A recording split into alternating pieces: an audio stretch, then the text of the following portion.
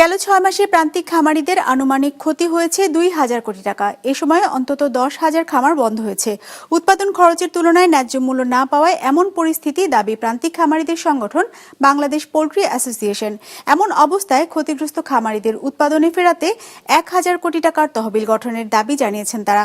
সোমবার রাজধানীতে সংবাদ সম্মেলন করে এসব কথা জানানো হয়। ওয়ালটন এখন দেশের সীমানা পেরিয়ে পৌঁছে গিয়েছে ৫০টিরও বেশি দেশে। ওয়ালটন, ঘরে ঘরে বিশ্বজুড়ে। রাজধানীর বাজারে এখন প্রতি কেজি ব্রয়লার বিক্রি হচ্ছে ১৫০ থেকে ১৬০ টাকা দরে। সোনালী মুরগির কেজি ২৯০ থেকে ৩০০ টাকার ঘরে, আর ডিম বিক্রি হচ্ছে ১২০ টাকা ডজন দরে। মাস দুয়েক আগে বাজারে মুরগির দর ছিল আরও ২০ থেকে ৩০ টাকার মতো কম।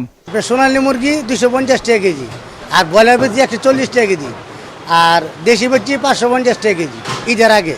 আর ঈদের পর থেকে বেচতে আছে আপনার সোনালী ৩০০ টাকা, আর আপনার ওই ব্রয়লার মুরগি ১৬০ টাকা। ৪ মাস যাবত ডিমের ডজন আছে ১২০ টাকা, এখনো দাম বাড়েনি, মানুষের স্বাভাবিক দাম আছে।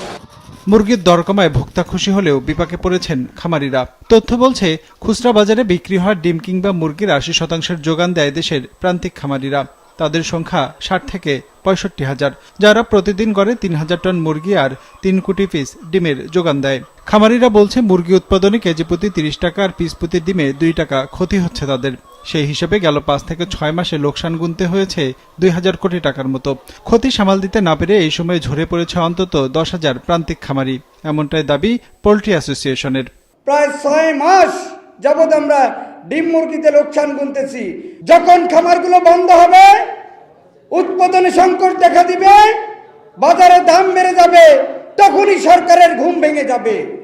আমরা সরকারকে বলতে চাই, আগে থেকে ব্যবস্থা নিন, প্রান্তিক খামারিদের উৎপাদিত পণ্যের ন্যায্য দাম দিন।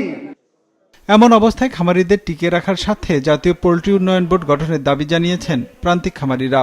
ফিড, ভ্যাকসিন ও ঔষধের দামে স্বচ্ছতা আনার পাশাপাশি সরকারিভাবে হ্যাচারি স্থাপনের দাবি তাদের। সেই সাথে জাতীয় পোল্ট্রি সুমেরি করা আর খামারিদের উদ্যোক্তা আইডি প্রদান সহ ১০ দফা দাবি জানিয়েছে সংগঠনটি। ক্ষতিগ্রস্ত খামারিদের সহায়তায় ১ লাখ কোটি টাকার তহবিল গঠনের দাবিও তাদের। নিরাপদ ও পরিবেশ বান্ধব পদ্ধতিতে ডিম মুরগি উৎপাদন ও বৈদেশিক মুদ্রা অর্জন করতে বিদেশে রপ্তানির ব্যবস্থা করতে হবে। সুষ্ঠু কন্ট্রাক্ট ফার্মিং নীতিমালা প্রণয়ন ও জাতীয় পোল্ট্রি উন্নয়ন ডেভেলপমেন্ট বোর্ড গঠন করতে হবে। প্রান্তিক খামারি আর বাণিজ্যিক প্রতিষ্ঠানগুলোর উৎপাদন খরচের বৈষম্য থাকায় বাজারে পণ্যের দামে ভারসাম্য ফিরছে না বলেও জানানো হয় সংবাদ সম্মেলনে। রঞ্জিবুল মিজান, বিজনেস রিপোর্ট, মাছরাঙা টেলিভিশন।